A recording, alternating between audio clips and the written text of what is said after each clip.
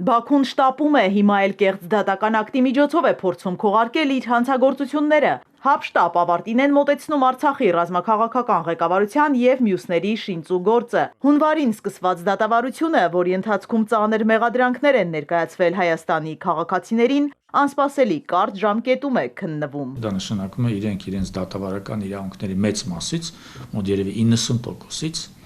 չեն կարողացել օգտվել մեկ դատավարությամբ կայացնել մեղադրական դատավճիռ, ագրեսիվ պատերազմ, մարդկանցության դեմ ուղղված հանցագործություններ, ցեղասպանություն, ահաբեկչություն միջազգային, դա ուղղակի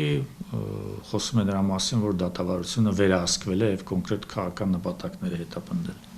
Ադրբեջանցի դատախազները ցմահ ազատազրկում են պահանջել Արայիկ Հարությունյանի, Լևոն Մնացականյանի, Դավիթ Մանուկյանի, Դավիթ Իշխանյանի և Դավիթ Բաբայանի համար։ Այս շարքում կարող էին լինել նաև Արկադի Ղուկասյանն ու Բակո Սահակյանը, սակայն քանի որ նրանց 65 տարին լրացել է, ըստ Ադրբեջանի օրենքի ցմահ դատապարտվել չեն կարող, ուստի նրանց համար պետական մեղադրողները 20 տարի են պահանջել։ Բացի Արցախի ռազմաքաղաքական ղեկավարությունից ադրբեջանցի դատախազները 20-ից 16 տարվա ազատազրկում էլ պահանջել են Մադադ Բաբայանի, Մելիքսեթ Փաշայանի, Գարիկ Մարտիրոսյանի, Դավիթ Ալավերդյանի, Լևոն Բալայանի, Վասիլի Բեգլարյանի, Գուրգեն Ստեփանյանի և Էրիկ Ղազարյանի համար։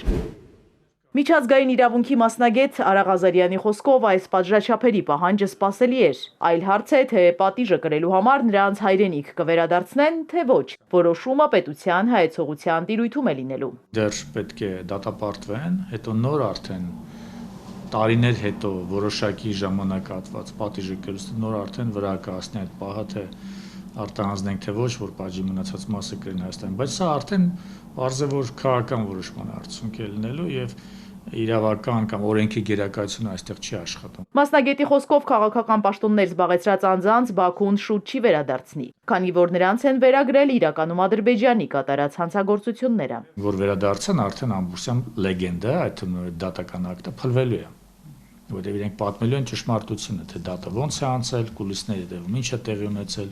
Այսպես կոչված տուժողների ներկայացուցիչները համաձայնել են այս պատժաչափերի պահանջներին և դատարանին խնդրել համապատասխան որոշում կայացնել։ Վկայակոչելով կեղծապացույցներ ադրբեջանցի դատախազները հայտարարել են, թե Հայաստանն իբր օկուպացրել է Ադրբեջանի ինքնիշխան տարածքները, կատարել խաղաղության և մարդկության դեմ հանցագործություններ։ Հիմա բացի կեղծ թեզերից նաև դատական ակտ է ուզում ստանալ, որ ինչ որ մի ժամանակ, ինչ որ մի պահի Հայաստանում կայացվել է որոշում, հարձակվել Ադրբեջանի վրա եւ օկուպացնել Ադրբեջանի տարածքը, որը համընկնում է Արցախի տարածքին։ Ահա այս ընդհանուր կոնտեքստում, այս գորշ կոնտեքստում Արցախի այդ ազնիվ գաղափարը անկախության ինքը իրավաբանորեն դառնում է առոչինչ, իհարկե Ադրբեջանի մեկնաբանությամբ։ Բաքվում Կարմիր խաչի գրասենյակի փակումից հետո հայ գերիները հայտնվել են կատարյալ մեկուսացման մեջ։ Նրանց պահման պայմանների և առողջական վիճակի մասին որևէ անաչառ տեղեկություն ստանալ հարազատներին չի հաջողվում։ Գրասենյակի փակման հետևանքով էլ միջազգային ատյաններում Ադրբեջանի նկատմամբ վերաբերմունքը փոխվել է։ Ավելի հեշտ են վարույթ ընդունում Հայաստանից գնացող գանգատները։ Մի պետություն, եթե իր տարածքում փակում է Կարմիր խաչի գրասենյակը, նշանակում է այդ պետությունը գնում է ավտորիտարիզմի ուղղությամբ, բնականաբար միջպետական քաղաքական մարմինները արդեն